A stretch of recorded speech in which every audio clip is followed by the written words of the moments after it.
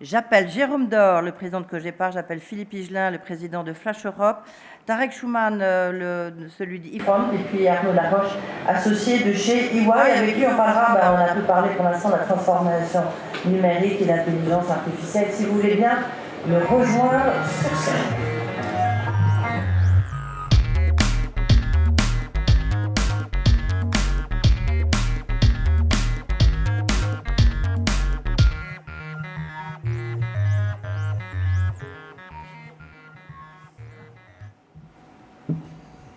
Bonjour, j'en profite pour vous dire que pour ceux qui sont là-bas, il y a de la place il y a plein de place pour vous asseoir ici si vous voulez. Alors, témoignage d'entreprise, c'est toujours très intéressant de voir ce que ça donne. Je vais peut-être commencer par vous quand même, Arnaud Laroche. Vous êtes associé d'EY. Parce que malgré tout, la transformation numérique, l'intelligence artificielle, on voit bien, c'est en train complètement de bouleverser le secteur, les entreprises. Peut-être que vous pouvez nous dire en quoi justement ça peut impacter le capital investissement. Oui, bonjour à tous. Donc effectivement, alors je ne vais pas vous parler de la transformation numérique au sens large parce que c'est un champ qui par définition est très large, mais plutôt de ce dont on entend énormément parler en ce moment, qui est le domaine de l'intelligence artificielle. Alors quelques mots d'abord pour dire que c'est pas un phénomène nouveau, l'intelligence artificielle.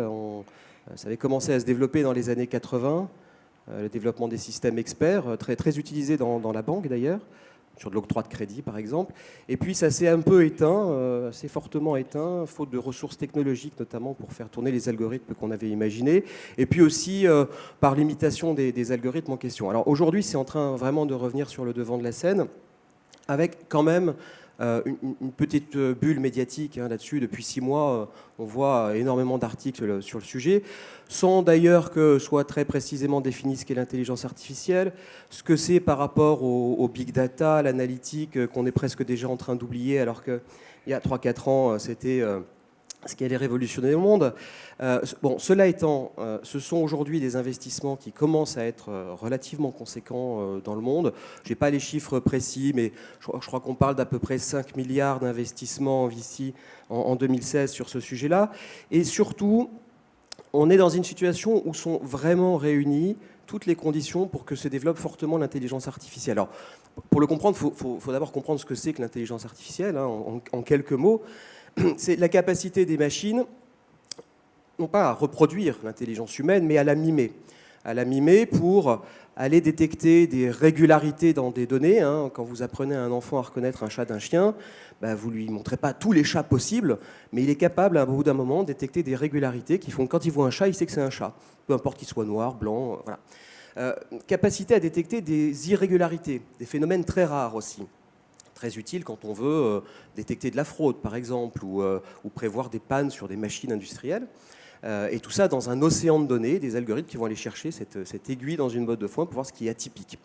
Et puis, capacité aussi à construire des stratégies complexes, ce qu'on fait tous les jours, quand on a des raisonnements, que ce soit des raisonnements hypothétiques ou déductifs, ou de l'intuition, on échafaude des stratégies complexes qui conduisent à des décisions. L'intelligence artificielle, c'est ça, donc la capacité à interpréter le contexte, le comprendre, et puis prendre des décisions, voire automatiser des décisions. Pour ça, qu'est-ce qu'il faut ? Il faut des algorithmes puissants. Ils se sont développés au cours des années. Et aujourd'hui, l'intérêt, c'est qu'ils sont effectivement très avancés et surtout disponibles en mode open source, ce qui n'était pas le cas avant. Il n'y a pas un article qui sort des grandes universités qui n'est pas son pendant algorithmique disponible sur étagère le lendemain. Donc ça, c'est très puissant en termes d'innovation. Il faut de la technologie et de la puissance de calcul qu'on n'avait pas dans les années 80 ou qui coûtait très cher, parce qu'il fallait des supercalculateurs. Aujourd'hui, ça coûte beaucoup moins cher et en cela, les technologies du big data ont beaucoup aidé par la parallélisation du stockage et du traitement qui font que les investissements sont moins massifs, moins importants. Et surtout, il faut de la donnée, parce que ces algorithmes, pour apprendre, comme les humains apprennent, il leur faut de la donnée pour apprendre. Et c'est ce qui leur manquait dans les années 80.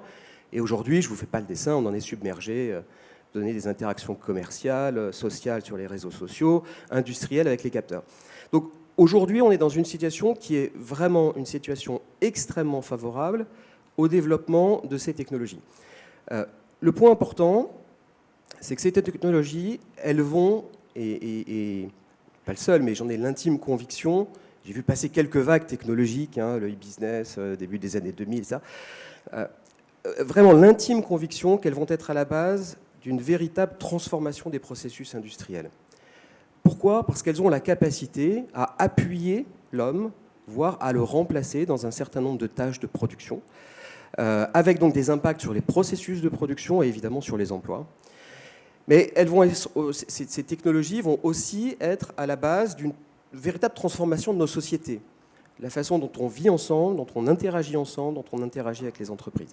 Alors, Stanford a lancé une grande étude sur le sujet qui va se dérouler sur 100 ans, réactualisée tous les 5 ans, en essayant de voir quels allaient être les grands usages de l'intelligence artificielle.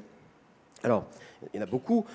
Évidemment, tout ce qui touche à la modification de la façon de se déplacer, la voiture autonome est évidemment bourrée d'intelligence artificielle, mais elle n'est pas seulement autonome, elle va être connectée. Donc on va avoir des réseaux de véhicules qui vont circuler, qui vont complètement changer la façon dont on se déplace, le coût subi du déplacement, avec des impacts sur le coût du foncier et l'organisation des territoires, des infrastructures de transport qui vont se modifier. Aujourd'hui, on va dans un sens le matin et c'est complètement saturé, et dans l'autre sens le soir, c'est saturé. Demain, on enlèvera peut-être la barrière de sécurité au milieu, on va adapter les capacités aux flux qui vont se déplacer. Beaucoup d'impacts dans la médecine assistée. Quand on pose un diagnostic médical, c'est un raisonnement sur lequel l'intelligence artificielle peut être extrêmement performante en utilisant des données historiques de diagnostics posés et par rapport à des symptômes subis ou observés, les données issues de ce qu'on appelle le quantified self. Et là-dessus, l'intelligence artificielle sera certainement très très performante dans l'aide au diagnostic et donc avec des impacts sur la modification du rôle du médecin. Beaucoup de choses autour de l'enseignement, et en particulier l'enseignement personnalisé. On est en train d'inventer, c'est déjà actif, des systèmes de tutoriels intelligents qui mettent en situation les élèves de résoudre des exercices avec des questions qui leur sont posées, adaptées à leur niveau, aux réponses qu'ils donnent, et qui sont véritablement des guides dans la façon de les aider à apprendre. Beaucoup de choses autour des services clients, bien entendu.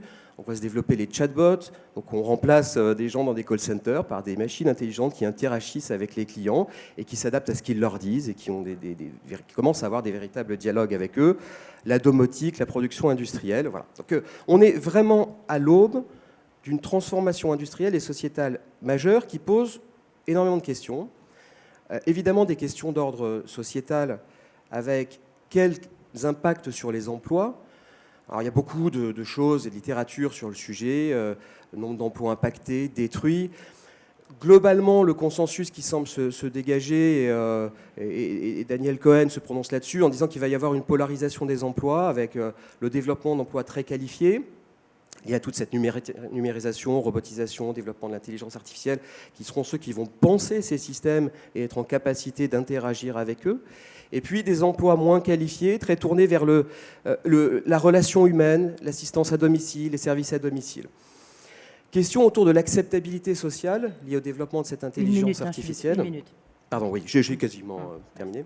De l'acceptabilité sociale, on est en train de mettre des algorithmes partout, avec évidemment des questions relatives à la protection de la vie privée et la sécurité sous-jacente, qui est une question fondamentale, mais aussi des questions relatives au contrôle des algorithmes. Les algorithmes sont de plus en plus prédictifs, mais de moins en moins interprétables. La question de la confiance que l'on doit avoir ou que l'on peut avoir dans ces algorithmes est fondamentale et nécessite d'être adressée. Et des questions économiques relatives évidemment à la question du partage de la valeur. On va confier plus de temps à des machines et donc s'en dégager pour faire d'autres choses, d'où l'impact sur les emplois. Mais comment va-t-on partager cette valeur ? La question du revenu universel qui a peut-être été posée un peu tôt, peut-être pas de la bonne manière, mais est une vraie question relative au développement de ces capacités. Oui. Question de l'emploi et la question du financement. Assez clairement, ce qui se dessine, c'est que vont s'opérer de grosses plateformes qui vont agréger de la technologie, de la capacité de stockage, des algorithmes compliqués et, on top de tout ça, des services aux particuliers, aux entreprises. C'est la bataille de Google, c'est la bataille de Facebook, c'est la bataille de GE avec sa plateforme Predix à destination des industriels, c'est Uber qui investit massivement dans l'intelligence artificielle. Donc on va avoir ça. Et puis, à côté, tout un écosystème de start-up qui, à terme, probablement, vont se vendre à ces grands opérateurs de plateformes. Avec une question sous-jacente qui est celle de la souveraineté de ces plateformes et du rôle de la France et de l'Europe et de sa capacité Alors, non pas seulement développer des startups qui vont se vendre à ces grandes plateformes, mais être opérateurs, créateurs de ces plateformes également. Voilà. Merci, pardon Arnaud Laroche, mais c'est vrai. En tous les cas, vous avez raison, on peut en parler pendant des heures entières, parce qu'en plus, on n'a pas vraiment toutes les solutions. On est un peu au début de ces transformations numériques, ou du moins de l'impact que ça a dans nos sociétés. Maintenant, on va passer au témoignage d'entrepreneurs. J'en profite pour saluer Philippe Higelin qui nous a rejoint. Bonjour. J'avais l'impression que vous étiez un peu dans les transports, là. Vous avez eu des problèmes de transport, Philippe Higelin? Non, pas vraiment. En fait, j'ai mal... Vous avez mal calibré le timing. Aucun problème, vous êtes là à temps. Mais j'ai d'abord commencé peut-être par Jérôme Dor. Jérôme Dor, ce qui est intéressant avec les 3 témoignages de chez l'entreprise qu'on va avoir, c'est voir comment le capital investissement vous a accompagné. D'abord, présentation un peu rapide de votre société. Et puis justement des étapes et comment le capital investissement vous a accompagné. Oui, bonjour. Écoutez, Jérôme Dor, donc Cogépar, spécialisé en matière de transport de précision, créé il y a 30 ans maintenant, 1986. Entreprise qui est présente partout en France, qui regroupe aujourd'hui 1500 collaborateurs autour d'une cinquantaine d'agences sur 3 métiers. Je ne veux pas m'étendre sur le sujet de l'entreprise. Quoi vous dire? J'ai vécu quasiment 26 ans tout seul, sans associé. Et puis, un jour, devant la pression d'un certain nombre de mes confrères, j'ai fait le choix de la réflexion de l'ouverture de mon capital. J'ai rencontré de façon très restreinte un certain nombre d'investisseurs. J'ai rencontré des gens formidables qui étaient très, très différents de la description qu'on m'en avait faite et qui d'ailleurs m'a fait réfléchir à cette option pendant un long moment, puisque on vous définissait dans le monde de l'entreprise comme des prédateurs, donc ne raisonnant qu'au travers de l'EBIT et l'EBITDA. Et j'ai eu la chance de rapidement comprendre qu'on était sur des dynamiques assez différentes. Mon choix s'est tourné effectivement vers Omnes et j'y ai trouvé un associé, donc ce que je souhaitais. Voilà. Il y avait effectivement la volonté pour moi de pouvoir partager ce que je n'avais pas pu faire pendant toutes ces années. Une volonté qui s'affirmait année après année parce que l'entreprise grossissant, il était nécessaire que sur certains aspects sur lesquels j'avais probablement quelques faiblesses, il fallait que j'ai un regard à la fois neuf mais également professionnel. Et puis, j'ai aujourd'hui une vision différente de la mienne sur un certain nombre de sujets. Alors, une vision qui est bien évidemment quelquefois beaucoup plus financière, mais c'est bien. Moi, je suis opérationnel et également sur la partie développement. Et puis, j'ai à mes côtés quelqu'un qui me permet de rapprocher chaque fois que c'est nécessaire d'un sujet qui est malgré tout vital pour l'entreprise, c'est évidemment la finance. Voilà. Donc, pour ce qui concerne mon expérience, c'est celle-là. Je pense que chaque expérience est unique. Je recherchais un associé, un partenaire, et je l'ai trouvé au travers de cette opération, et c'était à ce jour pour moi une très bonne surprise. Merci, j'aurai des questions, mais après, comme ça, on va faire un petit tour de piste des témoignages de chefs d'entreprise. Philippe Higelin, vous, Flash Europe, c'est une ETI, 200 millions de chiffre d'affaires, deuxième LBO. Exactement. Donc peut-être rapidement, pour vous parler de Flash, je vais faire très très court. En fait, pour simplifier à l'extrême, on fait du taxi de marchandises. Donc c'est un peu, si vous voulez, je fais le lien avec le digital et avec Uber. Principalement en Europe, mais on transporte dans le monde entier. Donc effectivement, nous, on s'est associé à un investisseur en 2010, donc ça fait presque 7 ans. La première raison, c'était partiellement le fondateur et principal actionnaire qui est parti en retraite, donc c'était un moyen de succession. Et le deuxième LBO, aujourd'hui avec Euraseo, la motivation principale, c'était la digitalisation, puisque on sentait il y a quelques années qu'il se passait quelque chose, et après on a cherché un nouvel investisseur pour se donner les moyens de rentrer dans cette transformation, ce que nous on pense être une 4e révolution industrielle. On voulait être un acteur, on voulait y participer et on voulait avoir un investisseur à nos côtés qui partage cette vision.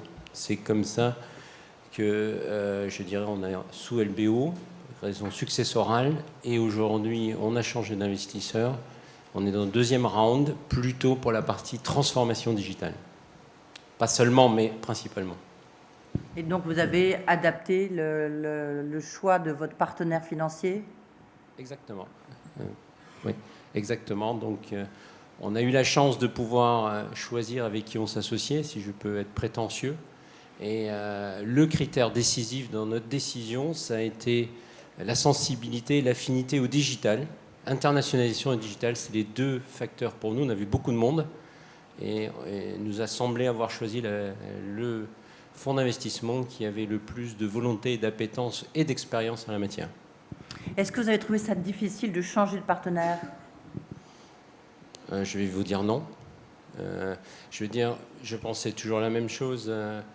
C'est pas à la FIC que je vais expliquer ce que c'est, comment on gère de l'argent, mais nous, on est entrepreneurs. À partir du moment où vous avez une solide histoire, vous avez du track record, vous avez une vision sur votre marché et sur ce que vous voulez faire, c'est relativement simple d'échanger avec des investisseurs financiers. Évidemment, après, il y a toujours les règles de base, votre taux de croissance, votre EBITDA, enfin, vous les connaissez tous ces KPI, mais c'est pas ça qui est déterminant à mon sens. C'est la vision du chef d'entreprise, de ses équipes et comment vous vous projetez dans le futur. Tiens, plus vous avez le micro, après je poserai la question à Philippe Pigelin, puis après à Tarek Schumann. Comment est-ce que vous avez devant vous des investisseurs? On est devant la FIC, il y a peu de chefs d'entreprise, hein, je crois que vous êtes 3. Si vous aviez peut-être, je sais pas, un conseil, j'ose pas dire, une récrimination à faire, ça serait quoi par rapport à des investisseurs quand ils abordent un chef d'entreprise? Ça, c'est une bonne question. Je suis anciennement un financier aussi, donc je comprends un peu les 2 mondes. Je dirais... Ils sont bien choisis par la FIC, hein, les chefs d'entreprise.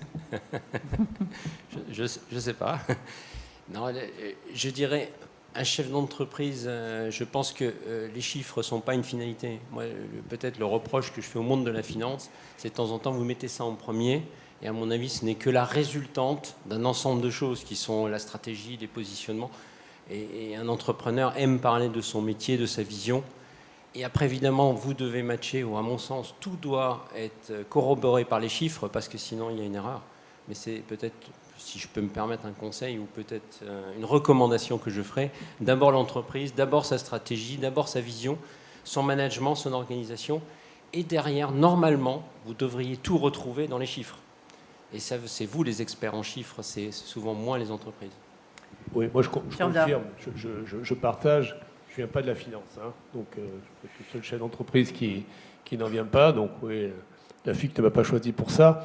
Moi, je pense qu'effectivement, avant tout, un entrepreneur, c'est un homme libre. C'est quelqu'un qui a besoin d'avoir un espace de liberté pour pouvoir entreprendre. Alors, c'est pas forcément quelqu'un qui fait tout et n'importe quoi.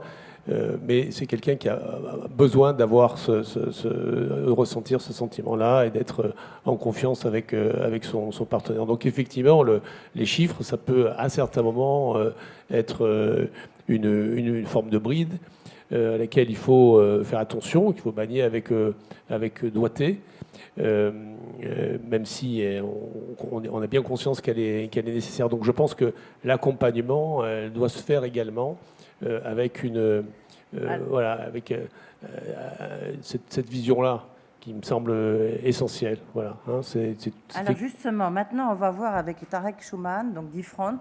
Peut-être avant de répondre à cette question, vous pouvez nous dire en un mot ce que c'est qu'Ifront et comment le capital investissement vous a accompagné. Et puis là aussi, voilà, si vous avez quelques conseils à faire. Bonjour, oui. C'est à vous. Très bien. Je vais prendre Il faudrait un micro qui marche. Un rouge? Oui. Voilà. Très bien, merci.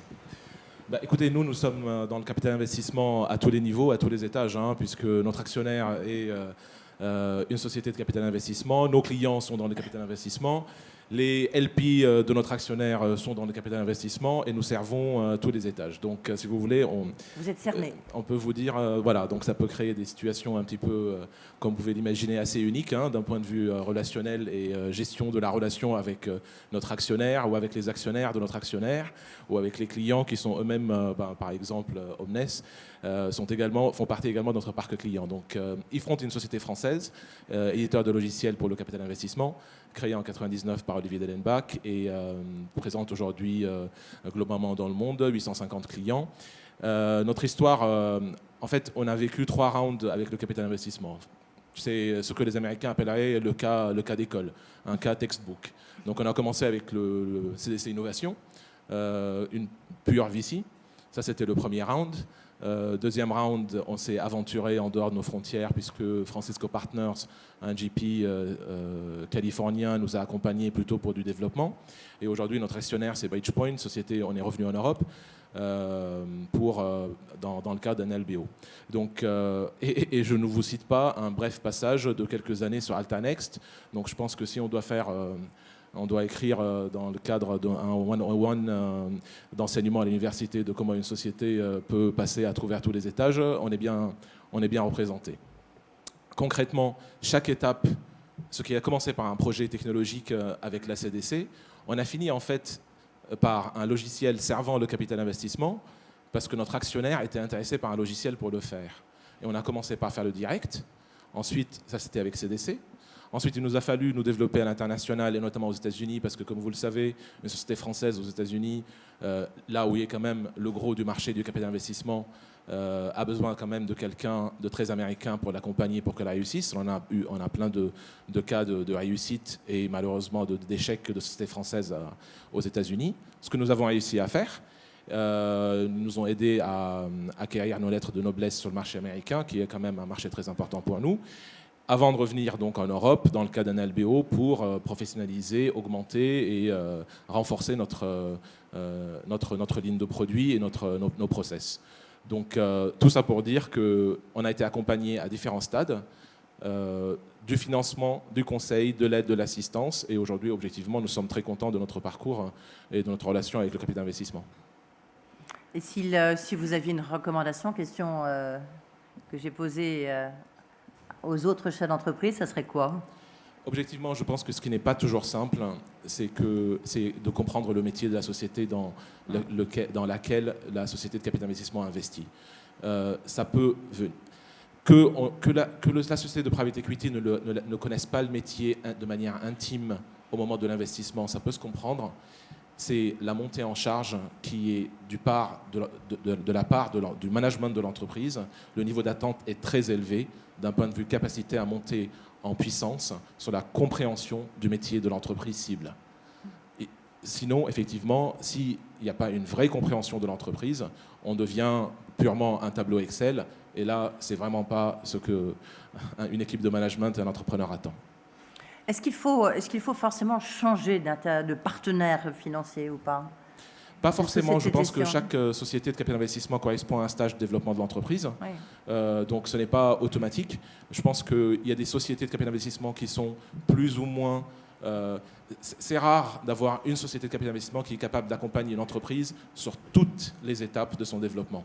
En l'occurrence de sa création jusqu'à un stade de maturité avancé. Et je pense que ce n'est pas une obligation. Et de toute façon, les obligations, je dirais, intrinsèques d'une société de capital d'investissement qui, en général, tourne autour de 4-5 ans de rotation, si on peut l'appeler ça comme ça, font que ça rejoint pas mal les différentes phases et stades de développement de l'entreprise. Merci. Jérôme Dor, vous vouliez ajouter quelque chose, non ? Non, tout à fait. Je crois qu'effectivement, de toutes les façons, ce mariage à terme fait qu'à un moment donné, on est dans l'obligation de changer de partenaire financier. Et je pense que lorsqu'on a la chance, comme c'est le cas pour Cogépar, qui a une croissance très forte, on se retrouve de toutes les façons à un cycle de la vie de l'entreprise qui fait qu'on a besoin, vraisemblablement, d'un accompagnement différent de la fois précédente. On parlait juste pour faire le lien avec la table ronde précédente des fonds de dette. Est-ce que vous les avez utilisés? Oui, j'imagine, peut-être Philippe Higelin, ou je ne sais pas. Oui, bien sûr. Justement, ce bon mix dont je parlais. malheureusement, je n'étais pas là avant, mais effectivement, je peux juste témoigner qu'effectivement, on a utilisé des fonds de dette dans notre schéma de LBO, tout à fait. Et vous, Jorda ou Non, Tarek je crois pas. Schumann, non? On vous l'a proposé, nous- pas proposé? Nous, on a une autre vision, clairement, Bah, puisque Forcément. nous ouais. servons nos clients qui utilisent les fonds de dette. Oui, bien sûr. Aujourd'hui, c'est un courant fort dans l'industrie. Il y a beaucoup de sociétés qui se mettent et qui lancent avec objectivement un retour d'un point de vue performance qui est extrêmement intéressant et aujourd'hui excitant pour les entreprises. Nous le voyons beaucoup à Londres, pas mal à Paris et pour une fois, un peu plus fort en Europe qu'aux États-Unis pour ce qui est des fonds de dette. Et juste un point aussi, Arnaud Laroche nous expliquait justement comment cette transformation numérique, l'intelligence artificielle, c'est en train de bousculer tous les métiers. C'est à se demander même s'il fallait un ministre du numérique, parce que finalement c'est présent partout maintenant. Est-ce que pour vous, ça change complètement vos métiers? Alors Tarek Schumann, j'imagine, les autres? Oui, complètement. Ça change énormément. On a la chance d'être très, très en avance sur le sujet, puisque depuis le premier jour de la création d'entreprise, à partir à l'époque de petits Macintosh, une petite boîte grise, donc j'ai informatisé l'entreprise. Mais c'est essentiel, enfin, dans le transport, effectivement, de proximité, notamment, on le voit bien, aujourd'hui, il y a une organisation qui s'accélère et qui va vers la numérisation de la gestion des flux, oui. Philippe Higelin? Oui, tout à fait. Alors, intelligence artificielle, à notre stade, on est au stade des algorithmes. On n'est peut-être pas aussi évolué que les grandes sociétés digitales, mais nous, ça fait 2-3 ans, je vous expliquais, notre métier, c'est du taxi, c'est du service à la demande. Donc, on utilise les data et les algorithmes, ce qu'on peut appeler intelligence artificielle sur certaines parties, pour faire de la prévision, puisque les demandes de nos clients sont imprévisibles. On essaye de prévoir l'imprévisible. Donc effectivement, ça change la façon de concevoir et d'aborder notre métier. Et est-ce que justement vos partenaires financiers, est-ce qu'ils comprennent bien les investissements nécessaires à faire dans le numérique? Parce que souvent on reproche aux banquiers, c'est ce que me disait le médiateur en l'occurrence, c'est que tout ce qui est immatériel, les banquiers, non, ça fonctionne pas. Et ils refusent souvent des prêts, en l'occurrence, pour financer, parce que ça ne rentre pas dans le bon tableau. Est-ce que pour vous, c'est un problème? Ça a été une question ou pas du tout? Je vous l'ai dit tout à l'heure, c'est qu'on a changé d'investisseur Et donc vous avez pour la raison de digitalisation. Voilà, donc forcément, on a choisi quelqu'un qui avait la même vision et la même compréhension. Et je dis souvent, alors je ne sais pas si c'est la bonne place pour le dire, des gens comme Eurazeo qui sont actionnaires de Accor, tout le monde connaît Booking. C'est qui mieux que Eurazeo peut comprendre à quoi peut mener une disruption. Je le dis parce que c'était un des éléments de notre réflexion qu'on avait. Donc de ce côté-là, je veux dire, ça fonctionne bien. C'était un des thèmes de la Tout à fait. précédente conférence, effectivement. Voilà. Donc après, au niveau des banquiers, voilà, moi j'ai une autre vision des choses. Après, on leur demande pas la même chose, ils ne sont pas associés au capital. C'est un peu plus lent. Voilà. Je pense qu'il n'y a pas besoin d'être très pédagogue pour expliquer effectivement aujourd'hui aux investisseurs et banquiers qu'il est nécessaire de se mettre en marche sur ce sujet-là. On a un monstre qui s'appelle Amazon, qui aujourd'hui est vraisemblablement celui qui est le mieux organisé sur le sujet, qui fait la démonstration tous les jours que ça fonctionne et qu'il est nécessaire d'être au bon niveau sur ces questions-là. Hein. Arnaud Laroche, pour conclusion. Si je peux me permettre sur le sujet, je pense que ce qui est important, la compréhension de l'écosystème est extrêmement importante parce que l'écosystème est de plus en plus complexe autour de ces sujets numériques et en particulier l'intelligence artificielle. Que ce soit une grande entreprise qui veut bâtir sa stratégie industrielle autour de l'intelligence artificielle, question très difficile à résoudre. Est-ce que je pars avec une grosse plateforme étrangère? Est-ce que je pars avec des startups? Question pour les startups elles-mêmes pour trouver leur marché, et elles le font de plus en plus en écosystème et en collaboration. Et question pour des entreprises de taille intermédiaire pour trouver leurs partenaires aussi, pour les accompagner sur ce chemin-là. Et je pense que les investisseurs, par la connaissance qu'ils ont du marché à travers les investissements qu'ils font, ont un rôle à jouer dans cette compréhension, animation de l'écosystème pour orienter leurs propres investissements sur quelle technologie utiliser, sur quoi investir. Donc je pense qu'il peut aussi y avoir à ce titre-là un rôle de conseil des investisseurs dans un écosystème de plus en plus compliqué où il est très très difficile de voir clair et de voir où ça va aller. Merci beaucoup, merci messieurs. Donc on a compris, vous êtes en marche, décidément c'est l'expression consacrée. Nous, on va marquer une petite pause, on se retrouve à 11h, si vous pouvez être précis, parce qu'après, Merci. il y a encore beaucoup de questions. À tout à l'heure.